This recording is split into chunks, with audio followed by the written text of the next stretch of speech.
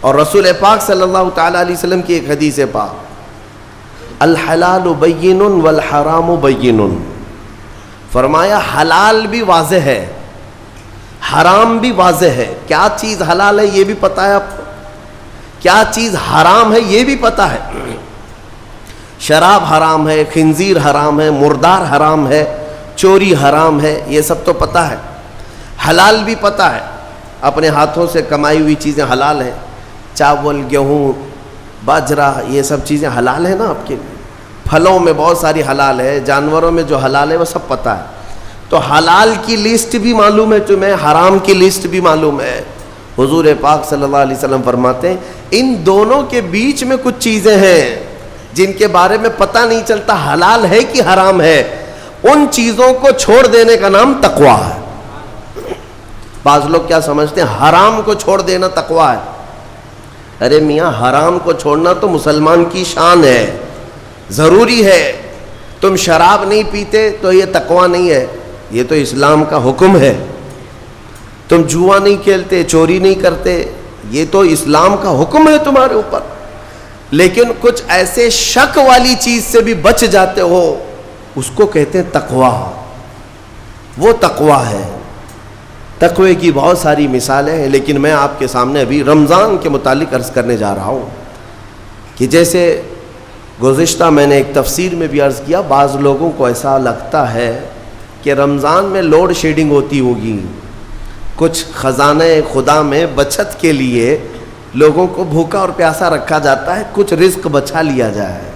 نادانو، اللہ رب العزت جو پوری کائنات کا رزاق حقیقی ہے، اسے کسی چیز کی کمی نہیں ہے۔ یہ روزے جو فرض کیے گئے خزانے میں بچت کے لیے نہیں، بلکہ ہمارے جسموں کی اور ہماری روحوں کی اصلاح کے لیے، ہماری روحوں کی اصلاح اور جسموں کی اصلاح کے لیے ہمیں تقویٰ ملے۔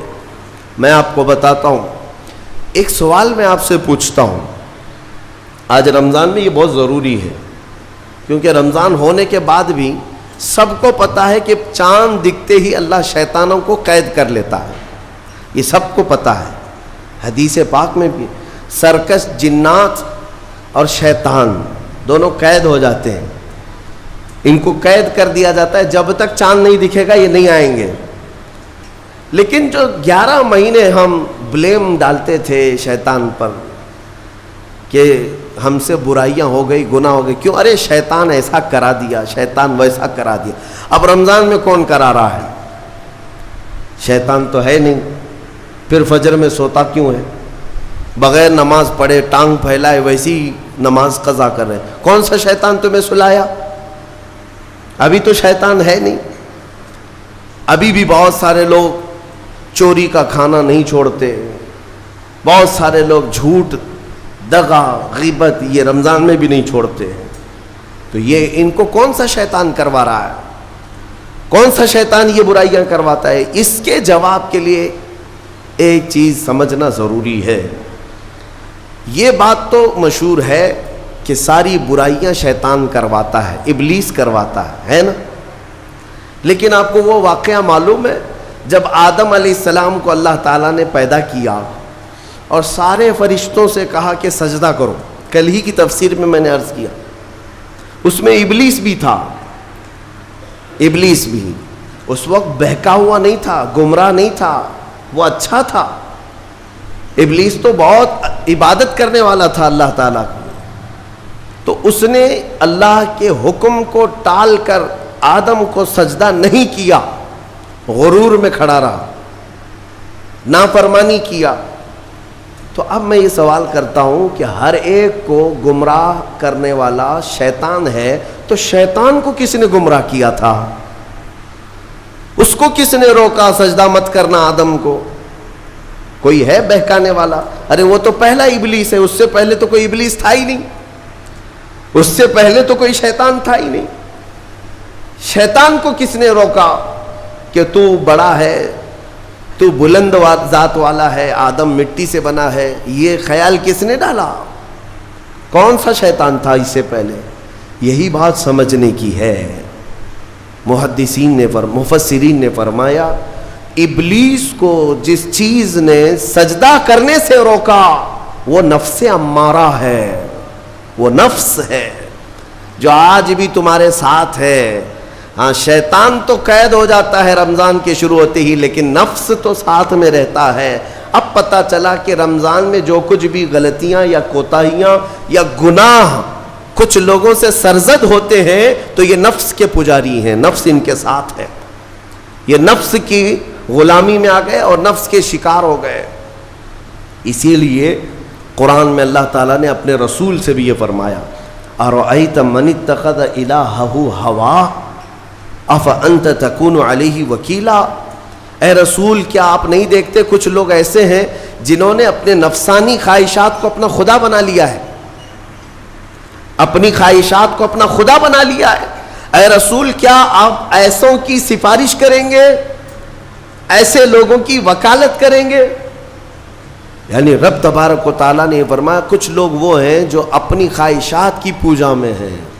کیا مطلب خواہشات کی پوجا؟ کیا مطلب ہے اپنے خواہشات کے پیچھے چلنا؟ مطلب یہی ہے کہ جو دل میں آیا اس بندے نے یہ سوچ لیا اسے کرنا ہی ہے مجھے، یہ خواہشات کے پیچھے چل رہا ہے.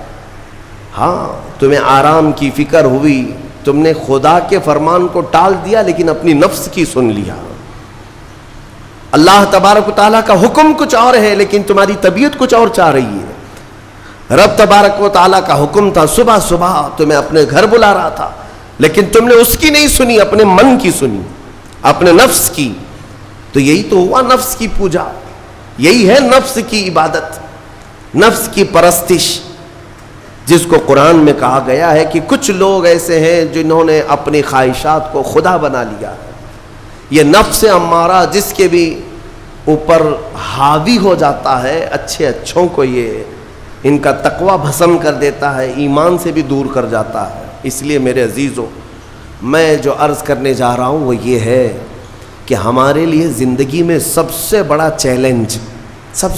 چیلنج اپنے نفس امارہ سے لڑنا. آپ کو پتہ ہے رسول پاک صلی اللہ تعالیٰ علیہ وسلم ایک جہاد سے جب واپس مدینے تشریف لا رہے تھے، وہ جہاد بہت سخت تھا، صحابہ زخمی تھے، بہت گھماسان کی لڑائی ہوئی تھی. لیکن جب واپس مدینے آ رہے تھے تو میرے آقا نے ایک جملہ فرمایا تھا، رجعنا من الجہاد الاصغر الى الجہاد الاکبر. اے میرے صحابہ ہم چھوٹے جہاد سے بڑے جہاد کی طرف جا رہے ہیں. صحابہ نے پوچھا اس سے بڑا جہاد اب کون سا ہے یا رسول اللہ؟ میرے آقا صلی اللہ علیہ وسلم فرماتے ہیں اے میرے صحابہ اپنے نفس سے لڑنا اب یہ بڑا جہاد ہے، نفس سے لڑنا بڑا جہاد ہے. میرے عزیزو یہ خواہشات کو ہی ختم کرنا ہو، اس نفس کو اگر کنٹرول میں لانا ہو تو کیا کرو گے؟ نفس امارہ سب کے پاس ہے. قرآن میں مولا فرماتا ہے وَمَا أُبَرِّئُ نَفْسِي إِنَّ النَّفْسَ لَأَمَّارَةٌ بِالسُّوءِ إِلَّا مَا رَحِمَ رَبِّي. کوئی اپنے نفس سے بچ نہیں پائے گا سوائے وہ شخص جس پر میرا رب رحم فرمائے. اللہ کا رحم جس پر ہو گیا وہ اپنے نفس سے بچ جائے گا.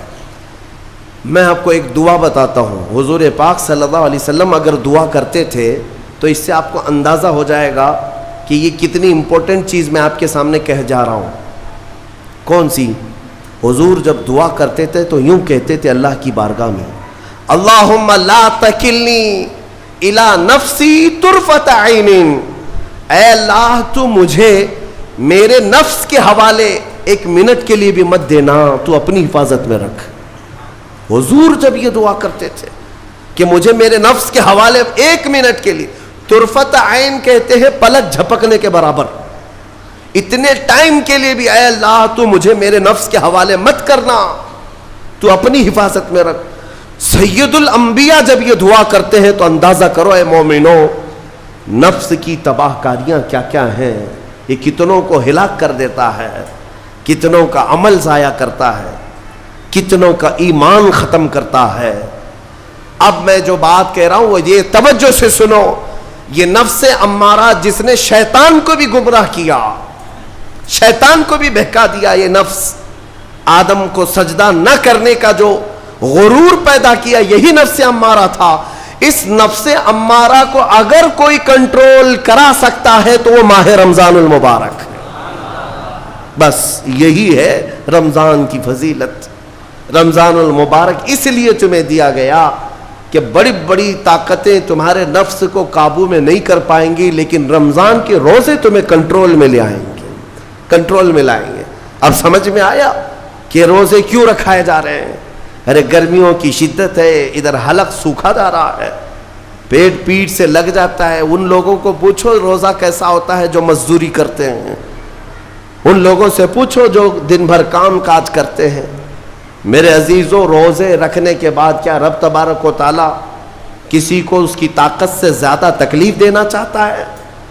نہیں میرے عزیزوں، وہ رحمان ہے۔ اس نے جب تمہیں ماں کے پیٹ میں 9 مہینے رزق دیا تو کیا کائنات میں نہیں دے گا؟ تمہیں ماں کے پیٹ میں بھی رزق دیتا رہا۔ تم جب دنیا میں آئے، تمہارے ماں کے سینے میں خون سے دودھ کس نے بنایا؟ تمہارے رزق کا انتظام کرنے والا وہ خدا اگر تمہیں حکم دیتا ہے کہ صبح سے لے کر شام تک بھوکے رہو تو یہ اس کا ظلم نہیں بلکہ یہ عین کرم ہے، اللہ تبارک و تعالیٰ کا رحم ہے تم پر کہ وہ مولا ہماری اصلاح چاہتا ہے کہ ہمارے اندر تقوی آ جائے، جسم میں بھی اور روح میں بھی۔ اب ایک اور بات میں آپ کو بتا دوں، میں نے ایک بات پڑھی تھی نفس کے متعلق، یہ نفس امارہ، اسی لیے امام غزالی رحمۃ اللہ تعالیٰ علیہ نے فرمایا اللہ کی جو مخلوق ہے وہ 3 طرح کی ہے، ایک فرشتے، دوسرے انسان، تیسرے جانور۔ یہ 3 الگ الگ قسم کی مخلوق ہیں، کیونکہ اللہ تعالیٰ نے تینوں کو جو چیزیں دی ہیں ان میں فرق ہے۔ فرشتوں کو اللہ نے عقل دیا ہے، نفس نہیں ہے۔ نفس، شہوت، برائی کرنے کی خواہش فرشتوں کے اندر ہے ہی نہیں، وہ سوچ بھی نہیں سکتے برائی کرنے کا۔ فرشتوں کو اللہ نے عقل دیا ہے، اور عقل عزت والی چیز ہے۔ اور جانوروں کو اللہ نے نفس دیا ہے، عقل نہیں، عقل والے نہیں ہیں جانور، عقل والے نہیں، لیکن نفس ہے، شہوت ہے، شہوت بھی ہے، نفس بھی۔ لیکن انسان ایک ایسی مخلوق ہے جسے اللہ نے عقل بھی دیا ہے، نفس بھی دیا ہے۔ مطلب یہ ہے کہ تمہیں اللہ نے ایک چیز فرشتوں والی دی ہے، ایک چیز جانوروں والی بھی دی ہے، دونوں تمہارے اندر ہے، عقل بھی ہے، نفس بھی ہے۔ لیکن امام غزالی فرماتے ہیں توجہ، جو بندہ نفس ہونے کے باوجود گناہوں سے اپنے آپ کو بچا لیا وہ بندہ فرشتوں سے بھی افضل ہے۔ کیوں؟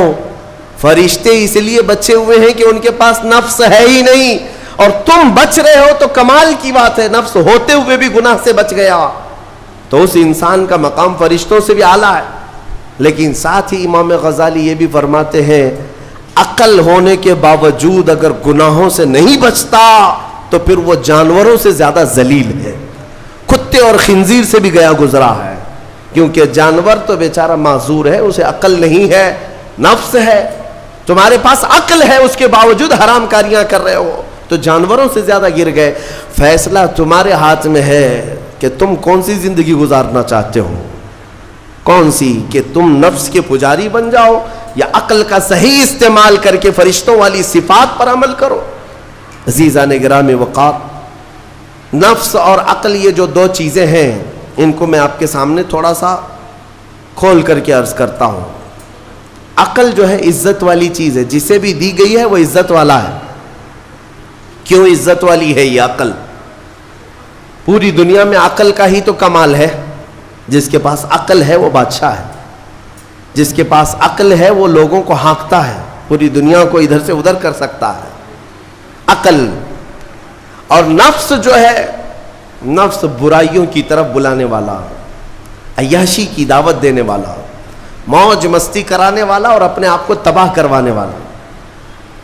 اچھے بھلے نوجوان، 25 سال کی کڑیل جوانی ہے، کون ہے جو انہیں نشے کے اڈے پر لے جاتا ہے؟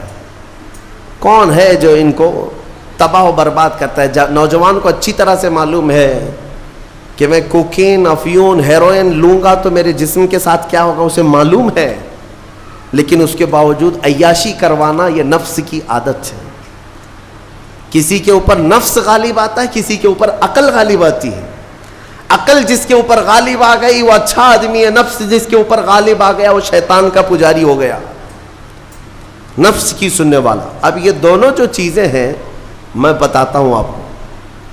روایت میں ملتا ہے کہ جب اللہ نے عقل کو بھی پیدا کیا اور نفس کو بھی پیدا کیا تو اپنے سامنے حاضر کیا، عقل سے پوچھا کہ اے عقل بتا میں کون ہوں اور تو کون ہے؟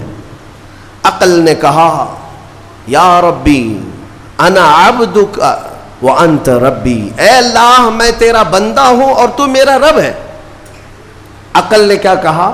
میں تیرا بندہ ہوں اور تو میرا رب ہے۔ اللہ نے عزت سے نوازا، اقرار کیا نا بندہ ہونے کا، عقل نے اقرار کیا۔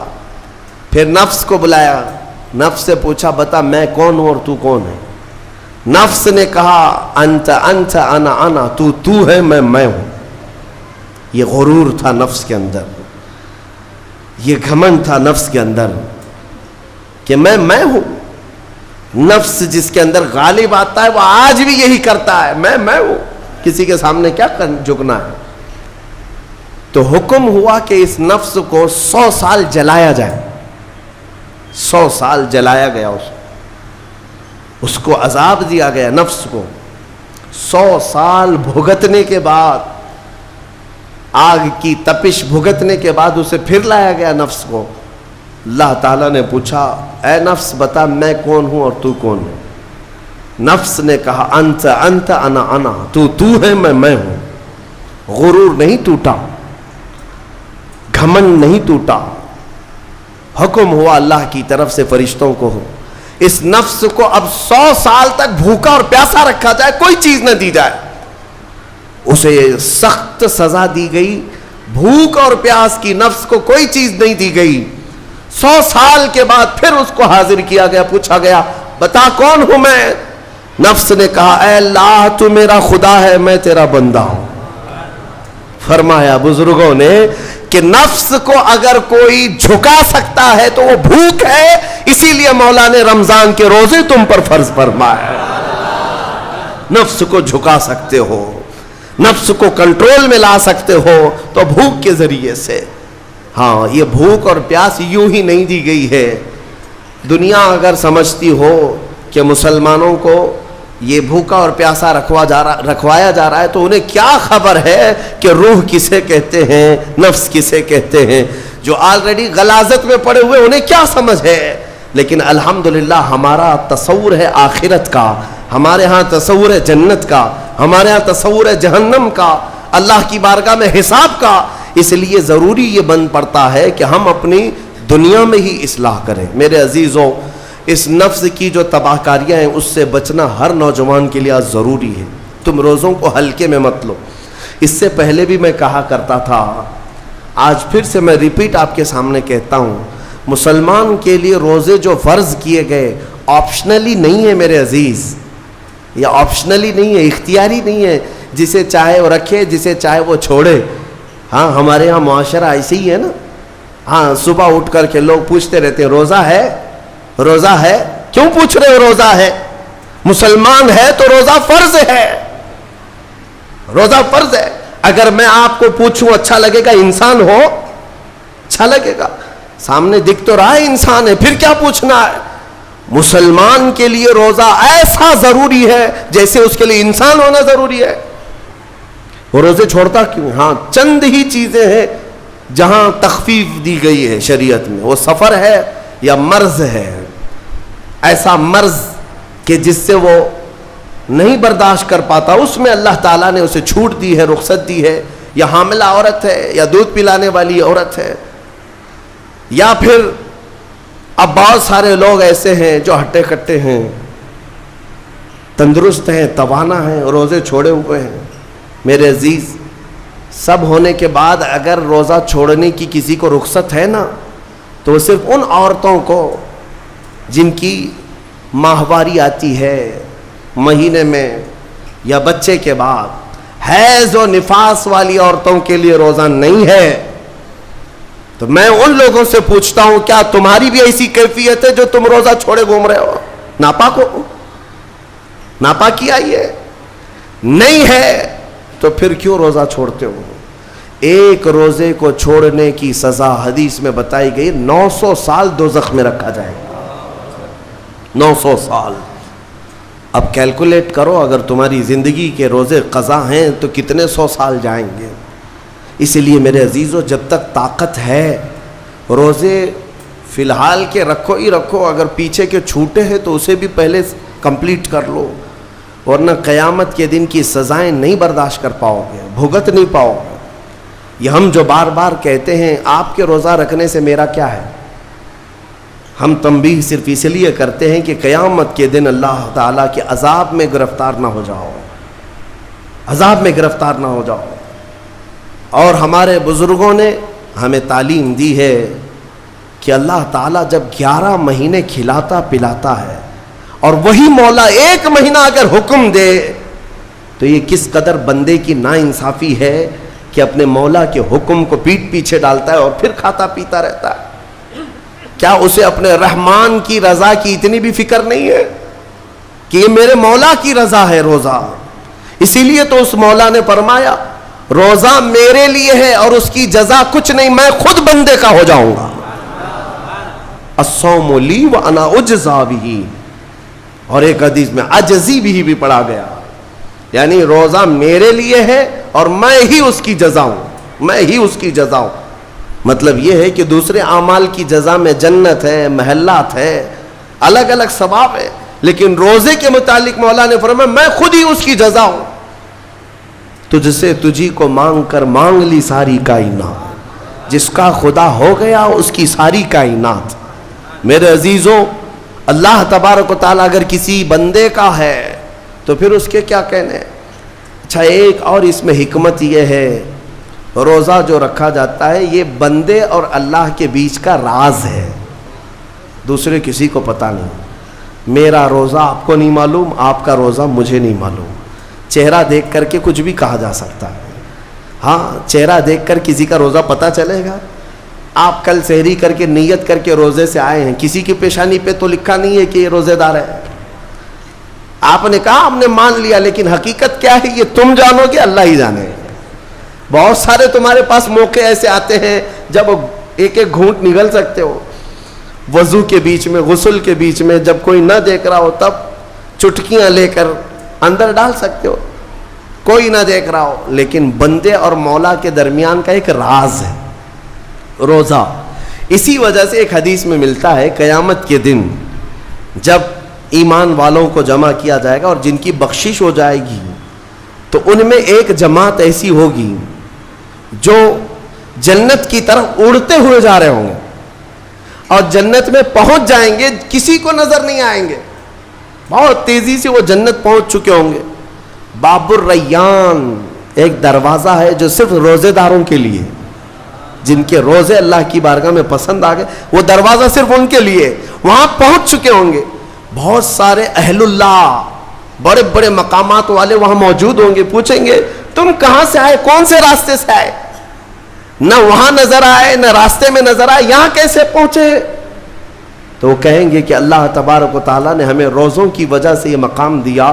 رب تعالیٰ کی طرف سے ارشاد ہوتا ہے کہ ان بندوں نے دنیا میں جو روزہ رکھا تھا وہ سب سے چھپا ہوا تھا, کسی کو پتہ نہیں تھا روزہ ہے یا نہیں. اس لیے جب میں نے ان کے روزے قبول کیے تو سب سے چھپا کر انہیں جنت کی طرف بھیج دیا. وہاں پر بھی یہ جزا دی گئی. میرے عزیزوں, فضیلتیں بہت ساری ہیں, سب کو پتہ ہے, لیکن میں جو کہہ رہا ہوں وہ یہ ہے کہ اگر اپنے نفس کو کنٹرول میں لانا ہو تو یہ روزے شرط ہیں. ایک صحابی حضور کی بارگاہ میں آئے, جوان تھے, کہا کہ یا رسول اللہ صلی اللہ علیہ وسلم, جوان ہو چکا ہوں, شادی کی عمر ہے, لیکن شادی کرنے کی طاقت نہیں, مال نہیں, اسباب نہیں, کیا کروں؟ شادی نہ کرے تو گناہوں کی طرف چلے جائیں, خواہشات ہیں انسان کی. تو جانتے ہیں میرے آقا صلی اللہ تعالیٰ علیہ وسلم نے کیا فرمایا کہ اگر استطاعت ہے تو شادی کر لے, ورنہ روزہ رکھ لے. شادی کے بدل ڈائریکٹ کون سی چیز؟ روزہ. فرمایا اس لیے کہ روزہ تمہاری شہوت کو ختم کرتا ہے, تمہارے اندر صبر قائم کرتا ہے. عزیزان گرامی، حدیث پاک کا یہ مفہوم میں آپ کے سامنے رکھ رہا ہوں۔ تربیت میں میرے آقا نے ان نوجوانوں سے کہا جن کی شہوت غالب ہے، جو گناہوں کی طرف زیادہ جا سکتے ہیں، ان کے لیے فرمایا گیا وہ روزہ رکھیں، کنٹرول میں رہیں گے۔ صرف رمضان کا ہی نہیں، سال میں اور بھی دنوں میں روزہ رکھو تاکہ تمہارا نفس قابو میں رہے، کنٹرول میں رہے۔ میں چند مہینے پہلے کچھ نوجوانوں کی کثرت کو دیکھ رہا تھا جو اپنے جسم کو شیڈول بنانے کے لیے، مینٹین کرنے کے لیے ڈائٹ پلان تیار کر رہے تھے۔ تو اس میں ایک بہت ہی بڑے ڈاکٹر ہیں جنہوں نے ڈائٹ پلان دیا، تو اس میں انہوں نے مینشن کیا کہ ہفتے میں ایک دن بھوکا رہنا چاہیے، صبح سے شام تک۔ وہ نان مسلم ہے۔ میں نے پوچھا تھا کہ یہ آپ کے ڈائٹ پلان میں کس لیے ہے؟ تو انہوں نے اس کی سائنٹیفک وجہ بتائی کہ ہفتے بھر میں ہم جو کچھ بھی کھاتے ہیں، کچھ ایسی چیزیں جمع ہو جاتی ہیں جن کو پگھلنے کا موقع ہی نہیں ملتا، ہم بار بار کھاتے رہتے ہیں، اس پر چیزیں جمع ہوتی رہتی ہیں۔ ایک دن ہفتے میں اگر اپنے پیٹ کو خالی چھوڑ دیا جائے تو فاسد مادے گل کر کے باہر نکل جائیں گے اور صحت ہمیشہ صحیح رہے گی۔ یہ دنیا کہہ رہی ہے۔ میرا مولا بغیر حکمت کے کوئی چیز تم پر فرض نہیں فرماتا۔ جس نے ہمارے جسموں کو بنایا، جس نے ہماری روح کو بنایا، وہی زیادہ بہتر جانتا ہے کہ ہمارے حق میں کیا چیز اچھی ہے۔ اس لیے اے میرے عزیزو، اب ان نفس کے خلاف جو باتیں میں نے عرض کی ہیں، نوجوانوں، آج تمہارے لیے نہیں، پوری زندگی کا سب سے بڑا چیلنج ہے، سب سے بڑا چیلنج۔ جو اپنے نفس امارہ سے بچ گیا وہ صحیح سلامت دنیا سے چلا گیا، ورنہ موت کے وقت بستر پر روح نکلنے سے پہلے بھی نفس امارہ بہکاتا ہے۔ یہ شیطان کا قریبی دوست ہے، یہ دونوں کی سانٹھ گانٹھ ہے۔ نفس کی اور شیطان کی دوستی بہت گہری ہے، بہت گہری ہے۔ اسی لیے تو شیطان جاتا ہے تو نفس اس کا کام کرتا رہتا ہے، دونوں مل کر کے انسان کو تباہ و برباد کرتے ہیں۔ لیکن اس کے باوجود اگر آپ بچے ہیں تو یہ اللہ کا فضل ہے تم پر، اللہ کا فضل ہے۔ میں بنی اسرائیل کے ایک شخص کے متعلق پڑھا تھا، بڑا عبادت گزار شخص تھا۔ وہ اپنے صومعہ کہتے ہیں جس میں عبادت کرتے ہیں، بنی اسرائیل کا وہ عبادت گزار شخص قریب 80 سال تک عبادت کیا اور باہر نہیں نکلا۔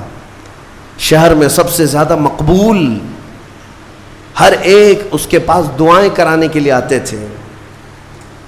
اتفاق سے اس گاؤں میں ایک گھر کے 4 بھائی تھے، وہ تجارت پر جا رہے تھے، ان کی تنہا بہن تھی گھر پر۔ چاروں نے سوچا ہم تجارت پر جا رہے ہیں، اپنی بہن کہاں چھوڑیں؟ تو چاروں نے کئی لوگوں سے مشورہ کیا اور بزرگوں سے بات چیت ہوئی تو کہا کہ وہ عابد جو شب زندہ دار ہیں، رات بھر عبادت کرتے ہیں، ان کی نگرانی میں چھوڑ کر، ان کی کفالت میں چھوڑ کر چلے جاتے۔ وہ چاروں آئے اور اپنی تجارت کا سفر بتایا اور کہا کہ ہماری بہن گھر پہ رہے گی، بس آپ دیکھ بھال کریں، اور وہ تجارت پر چلے گئے۔ یہ بہت ہی عبادت گزار شخص ہے بنی اسرائیل کا، بہت عبادت گزار۔ چند دن گزرے تھے کہ نفس نے یہ باتیں باہر لانی شروع کی کہ پتہ نہیں وہ خاتون اندر اکیلی کیا کرتی ہوگی، بھائی بھی نہیں، ماں باپ بھی نہیں۔ پھر شیطان آیا، کہا ارے کچھ تو خیال کرو، تمہارے پاس امانت دے کر گئے ہیں اس کے بھائی، تم اس سے خیر خیریت بھی نہیں پوچھتے۔ آپ نہ جانا اس کے پاس، محض آپ اپنی چوکھٹ سے تو اسے آواز دے کر کے پوچھ لیں کیا چل رہا ہے اس کے گھر میں۔ تو اس عابد نے اپنے صومعہ کی چوکھٹ پر آ کر اس خاتون کو آواز دی۔ وہ خاتون اپنے گھر کے باہر آئی، چوکھٹ پر وہ کھڑی رہی، پوچھا کیسی چل رہی ہے، خیریت ہے، طبیعت اچھی ہے، بات چیت ہوئی، اس کے بعد چلے گئے۔ یہ پہلی بات چیت تھی جس کے بعد اس عابد کے دل میں بات کرنے کا جذبہ اور بڑھ گیا، خواہش اور بڑھ گئی۔ عورت سے بات کرنے کو آج نوجوان یہ سمجھتے ہیں یہ تو فرینڈلی ہے، ہم تو ایسی دوستی میں کر رہے ہیں، تمہیں پتہ ہے یہ بہانے ہیں دوستی اور فرینڈشپ کے، یہ سب نفس امارہ کی تباہیاں ہیں جو تمہارے دل میں بار بار شہوت پیدا کرتا ہے۔ اب اس 80 سالہ عبادت گزار شخص کا حال یہ تھا، دوسرے دن صبح پھر سے باہر چوکھٹ پہ آیا، اس خاتون کو بلایا بات چیت کے لیے، وہ پھر بات چیت کرنے لگی، ادھر سے بھی بات ادھر سے بھی بات. چند دن گزرے کہ اب گھنٹوں بات ہونے لگی. خیر خیریت چھوڑو، گھنٹوں بات ہونے لگی. عبادت میں بھی فرق پڑ گیا. ایک خاتون کی طرف، ایک عورت کی طرف دل کا میلان بڑھتا چلا گیا. یہ نفس ہے، نفس ہے. جہاں پیٹرول ہو اور پھر آگ ہو، ایسا نہیں ہو سکتا کہ دونوں میں ایک بھی ادھر سے ادھر ہو جائے تو آگ نہیں لگے گی، بھڑکے گی نہیں. میرے عزیزو، اس کے بعد کئی دن ایسے ہونے کے بعد شیطان ایک بزرگ کی شکل میں آ کر اس عابد سے کہا، کیا کھڑے کھڑے بات کرتے ہو، اس کے گھر جاؤ، بیٹھو، تسلی دو اس کو. یہ عابد اپنے 100 ماہ سے 80 سال بعد باہر نکلا تھا اور اس خاتون کے گھر گئے. اور کھانا پینا ساتھ ہوتے ہوتے یہ نوبت یہاں آئی کہ زنا کر لیا. 80 سالہ عبادت گزار شخص زنا جیسی نحوست میں مبتلا ہو گیا، منہ کالا کر لیا. اب اس کے بعد اپنے 100 ماہ واپس آیا. اس کو تو ایسا لگا کہ میں تو مزے میں ہوں، بھائی بھی نہیں ہے اس کے، کوئی نہیں ہے. لیکن اس عورت کا حمل ٹھہرا، وہ حاملہ ہو گئی. اب اس کو ڈر لگا کہ اس کا حمل ہو گیا، کیا کیا جائے. نفس بھڑکاتا رہا، شیطان بھی ساتھ دیتا رہا. شیطان آیا اور اس نے کہا کہ ایک کام کرو، اس کا گلا گھونٹ کر مار ڈالو ورنہ تمہاری بدنامی ہوگی. یہ عابد اس کے گھر گیا، رات کو اس کے ساتھ تنہائی پا کر کے اس کا گلا گھونٹ دیا اور عورت کو ختم کر دیا. قتل دوسرا گناہ. اور اس کے بعد اسی گھر میں گڑھا کھود کر کے دفن کیا. چوری کو چھپانا پھر سے گناہ. زمین کو صاف کر دیا. واپس اپنی عبادت گاہ میں آیا. جب وہ بھائی اس کی تجارت سے واپس آئے، پوچھا ہماری بہن کہاں ہے، تو یہ رونے دھونے لگا. کہا تمہاری بہن بڑی بیمار ہو گئی تھی، علاج کرایا، نہیں بچ سکی، انتقال ہو گیا، قبرستان میں میں نے دفن کروا دیا. اور جھوٹ موٹ ایک قبر کے پاس لے گیا اور کہا یہ تمہاری بہن کی قبر ہے. بھائی روتے رہے، اپنی تنہا اکلوتی بہن کو یاد کر کے واپس آئے. بات یوں ہی گزر گئی، لیکن نفس کی تباہ کاریاں چھپتی نہیں ہیں. یہ کالے کرتوت کبھی پوشیدہ نہیں رہتے. پھر ابلیس ان 4 بھائیوں کے پاس گیا اور کہا تمہیں پتہ ہے تمہاری بہن کہاں ہے؟ کہا وہ تو انتقال ہو گئی، اللہ کو پیاری ہو گئی. کون کہا؟ کہا اس عابد نے کہا. کہا وہ جھوٹ بولتا ہے، اس نے تمہاری بہن کے ساتھ منہ کالا کیا، زنا کیا اور گلا گھونٹ کر مارا اور اسی گھر کے اندر دفن کیا ہے، کھود کر دیکھ لو.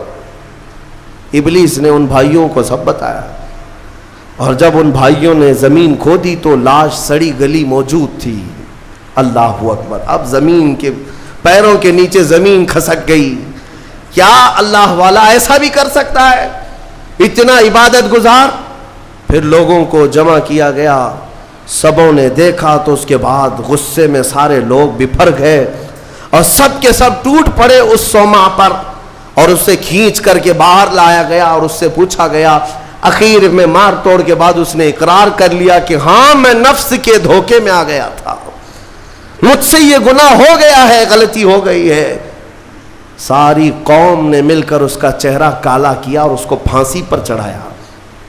جب پھانسی پر لٹکانا تھا، دنیا تماشا دیکھ رہی تھی، بچے تالیاں بجا رہے تھے، لوگ پتھر پھینک رہے تھے. لیکن اس وقت بھی سامنے شیطان آیا اور اس کا نفس بھی تھا. یہی نفس امارہ ہے. دونوں نے مل کر کے کہا کہ اے عابد اب بھی تیری حفاظت ہو سکتی ہے، بچ جائے گا تو، اس پوری بلا سے تجھے ہم نکال لیں گے. اس نے پوچھا کیسے؟ کہا دیکھ تو جتنی عبادت خدا کی کیا 80 سال، اس خدا نے تجھے کچھ نہیں رکھا، اس حالت تک لے آیا. کاش تو ہماری عبادت کر لیتا، ہمیں خدا مان لیتا تو چٹکی میں تجھے نکال لیتے. نفس کی سن لیا اس عابد نے. کہا صحیح بات ہے، اتنے سالوں تک خدا کی عبادت کرتا رہا پھر بھی پھنسا ہوں، کچھ بھی اچھا نہیں ہو رہا ہے میرے ساتھ. ایک غلطی ہوئی اس کی سزا ہی ہو رہی ہے. نفس صحیح کہہ رہا ہے. اس نے اپنے نفس کی مانی اور شیطان سے کہا تو ہی میرا خدا ہے، تجھ سے میں سجدہ کروں، مجھے اس بلا سے نکال لے. جیسے ہی اس نے یہ کہا، شیطان تالیاں مارتا ہوا چلا کہ میرا کام مکمل ہو گیا. ادھر لوگوں نے اسے پھانسی پر چڑھا دیا. इब्तिदा आंखों से शुरू हुई, बातों से शुरू हुई और कुफ्र पर खात्मा हुआ। मौत किस बात पर हुई? कुफ्र पर मौत हुई। लोग हल्के में लेते हैं कि ये यूं ही मजे की जिंदगियां हैं। मेरे अजीजों, नफ्स से अलर्ट रहो। इस नफ्स ने अच्छे अच्छों का तकवा भस्म कर दिया, कई लोगों की इबादतें जाया कर दी। औरत के फितने से, माल के फितने से, हिर्स लालच के जरिए से इसने ईमान को तबाह किया है। और फिर मैं आखिर में यही कहता हूं, इस नफ्स को अगर कोई कंट्रोल कर सकता है तो अल्लाह का ये प्यारा मेहमान रमजानुल मुबारक है। ये रमजान है, ये रमजान है जो तुम्हें नफ्स की गुलामी से आजाद कराएगा। इससे खूब मोहब्बत करो, खूब मोहब्बत करो। क़यामत के दिन एक शक्ल में आएगा, एक शक्ल में आएगा, खूबसूरत शक्ल में आएगा, खूबसूरत शक्ल में आएगा। और हदीस पाक में मिलता है, कुछ बंदे वो होंगे जिनकी सिफारिश के लिए रमजान आएगा, रमजान आएगा। और अल्लाह ताला रमजान की और कुरान की सिफारिश को कभी रद्द नहीं फरमाएगा। जिसकी सिफारिश में रमजान आ गया उसके लिए जन्नत में जाना वाजिब हो जाएगा। और कुछ लोग वो होंगे जिनके खिलाफ रमजान खड़ा हो जाएगा। रब ताला से कहेगा, मौला मैं हर साल इसके घर जाता था, ये मुझे कभी कदर की निगाह से नहीं देखता, मेरी इज्जत नहीं करता, मेरा एहतराम नहीं करता। रमजान कुछ लोगों की शिकायत करेगा। वो बंदा कहता है, मौला मैं इसको पहचानता ही नहीं, ये कौन नया आदमी है? मौला फरमाएगा, ये मेरा मेहमान रमजान है जो हर साल तेरे घर आता था, तू बेकदरी करता था, बे एहतरामी करता था, और आज रमजान तेरे खिलाफ खड़ा हो गया, इसलिए तुझे जहन्नम में जाने का परवाना दिया जाता है। मेरे अजीजों, रमजान को अपने खिलाफ सिफारिशी न बनाओ, रमजान को अपना हिमायती बनाओ, इससे मोहब्बत करो, इस रमजान का कदर करो, एहतराम करो। अपने घरों में जिस तरह किसी बाहर के आए हुए मेहमान की इज्जत होती है, रमजान की इज्जत होनी चाहिए। घरों में खुराफात ना हो, बेहयाइयां ना हो। बच्चों को बार बार इस बात पर टोको कि बेटा बुरी बात न करें, रमजान है, अल्लाह का महीना है। हमारे बुजुर्ग हमेशा यही कहा करते थे, किसी को मारने नहीं देते थे कि रोजा है, रमजान है, हाथ नहीं उठाना। गाली देते तो कहते कि बेटा रमजान चल रहा है, गाली मत दे। ये है रमजान के एहतराम के तरीके। आज ये हमारे मुआशरे से जा रहे हैं। इसलिए मैं कहता हूं, हर बात पर ताकीद करो अपने बच्चों को कि रमजान है, रमजान है। और इंशाअल्लाह अज़ीज़ ये रमजान हमारी सिफारिश करेगा और मौला इसकी सिफारिश पर हमें जन्नत अता फरमाएगा। व आखिर दावाना